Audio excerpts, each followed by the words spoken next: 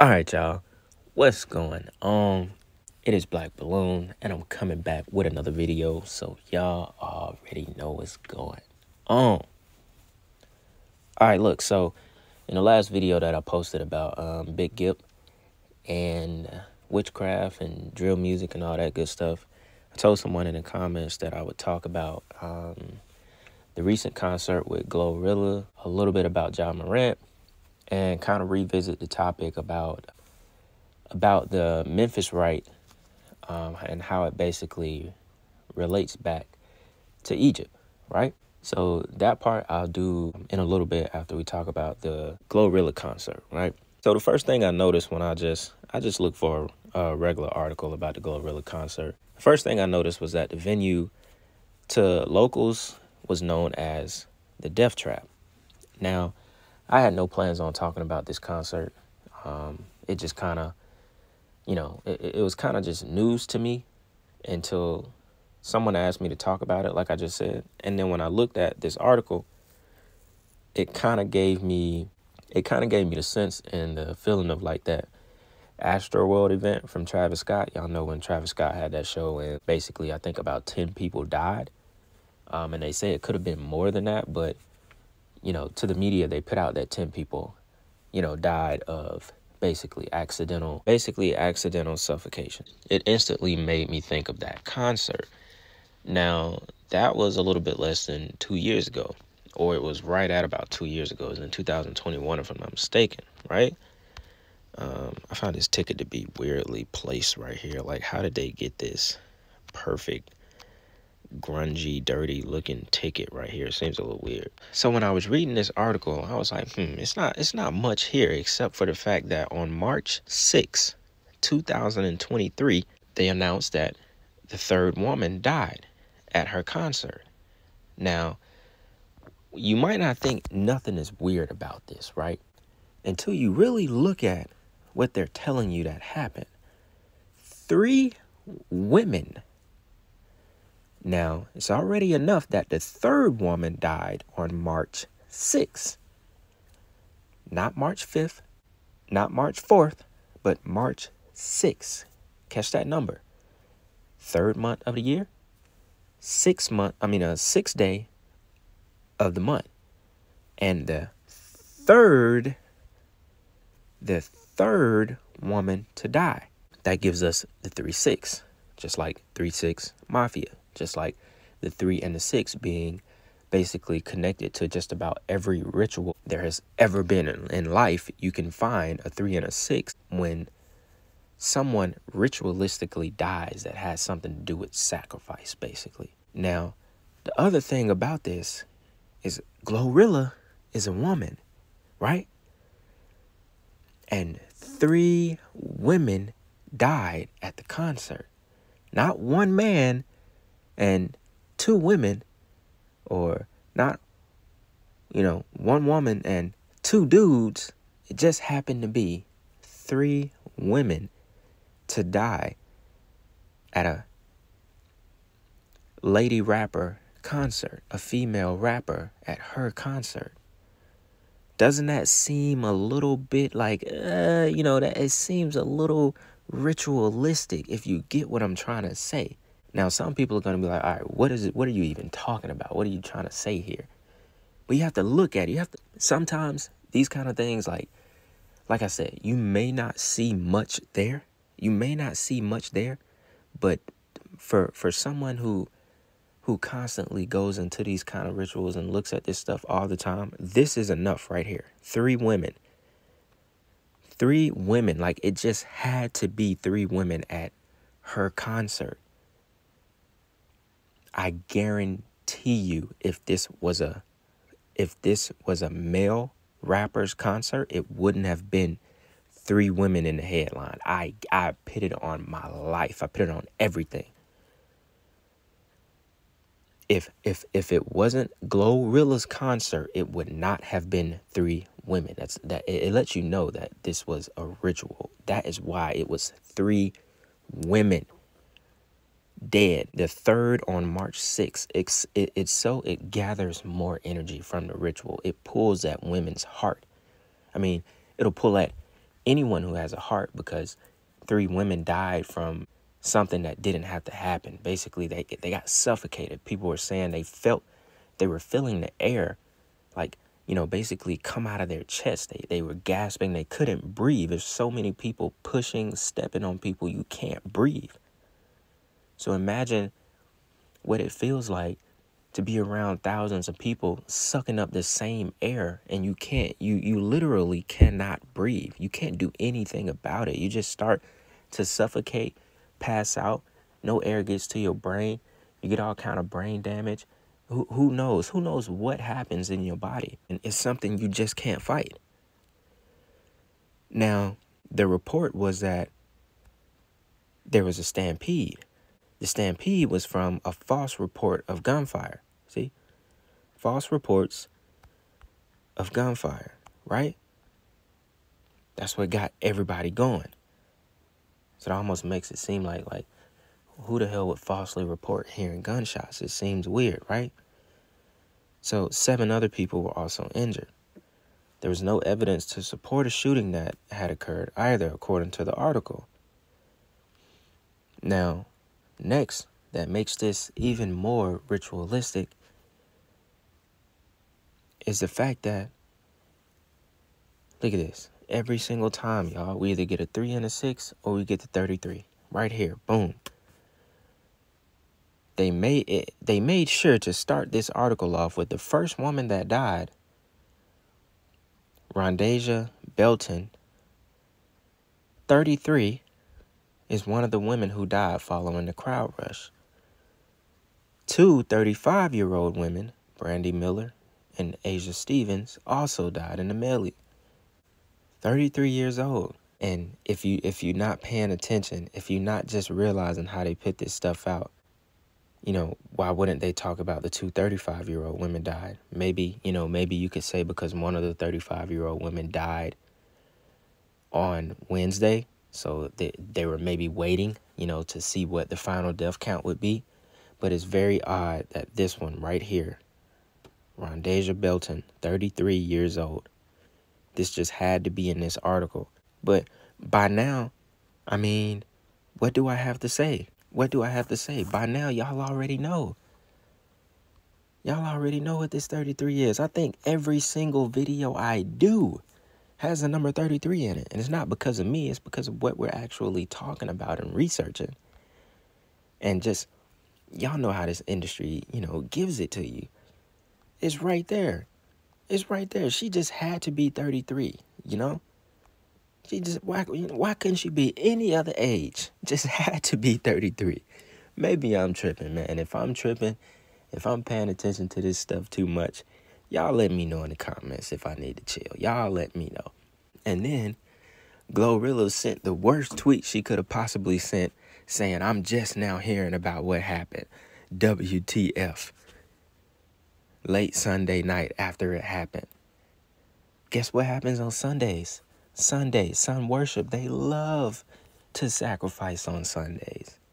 I've told y'all that 40 times by now. I think I just talked about it a few videos ago because it relates to like everything I do. So every now and then I'll just repeat, you know, how many celebrities were sacrificed on Sundays. Actually, I need to put the video together. I need to do a specific video on how many celebs have been sacrificed on Sundays. And these aren't celebrities, obviously, the people that died in the crowd, but still, you know, it still goes to the ritual. And I just feel like she wrote the worst thing, you know, saying she's just now hearing about what happened, praying everybody is okay. When, she, you know, to me, I think she already knew. All right, y'all. Now, in this part of the video, we're going to go into the occult connections to the word Memphis and the city of Memphis in itself. Now, what made me get to this part in the video I did about Dolph, remember this was, I'm circling back around to this topic from a request, okay? So y'all don't, you know, think I'm just talking about the same things. And basically how a lot of stuff has been going on in Memphis lately. You know how you got, remember when I did the 3 6 Mafia video, how, you know, Gangsta Boo was a supposed overdose. Big Scar was an overdose. That was all basically within 6 or 7 days of each other. You know, and it's just been a lot of dark stuff going on around and coming from the city of Memphis. Then you get the whole GloRilla thing. So, you know, it's basically a lot of occult stuff that's going on that comes from there. I decided to just go back and kind of give y'all the connections to the city of Memphis itself and explain why the occult runs deep in Memphis, right? So when I had did that Dolph video, what even made me get to this point of the research was the fact that, but the same day he died, 3 other people died within 6 hours of Dolph dying. Now, if you remember, Dolph died at the age of 36 years old. So you got a lot of occult numerology just the day that he died. And not saying that those 3 murders were like connected to Dolph, but it just goes to show you, you know, the occult trail that's basically within the city. And this goes all the way back even before 3-6 Mafia. You know, watch the 3-6 Mafia video where Kustanika talk about when they just, you know, they were downtown and they just ended up in some occult lodge, ended up, you know, seeing dudes in robes, doing all of this crazy stuff. There's a bunch of stuff. There's a bunch of lodges in Memphis, especially the Rite of Memphis and all of this Egyptian Freemasonry stuff that we're going to get into. It exists to this day in Memphis, and it's been there. So, you know, it lets you know it runs deep in the city of Memphis, and there's a reason for it. So that was what made me get to the whole, you know, Rite of Memphis Freemason, which is basically kind of like a subset of Egyptian Freemasonry. You know, it's kind of like the same thing in a sense, right? I had found this article. This article was from the video that I did in the Dolph video. And it talked about the creator of Egyptian Freemasonry of the Egyptian Rite. And his name was Count Alexander of Cagliostro. He was 1749 to 1796 is when he died. And it says that he must not be identified with the mystifier Giuseppe Balsamo.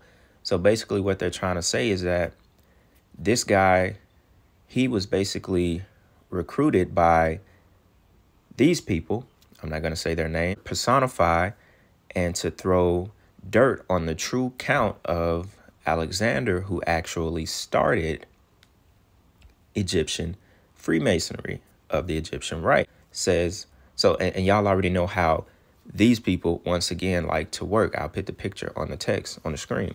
They like to infiltrate everything. Now, you have to remember, all Freemasons report back to the Black Pope. We've talked about who the Black Pope is. The Black Pope is the supreme general of the J words. I'm just not going to say that in this video. I don't want to get it flagged. So that's why all Freemasonry reports back to him. So, you know, they infiltrate everything. It doesn't matter what it is. You know, I got 2 videos on them on this channel. So, you know, y'all can go check those out.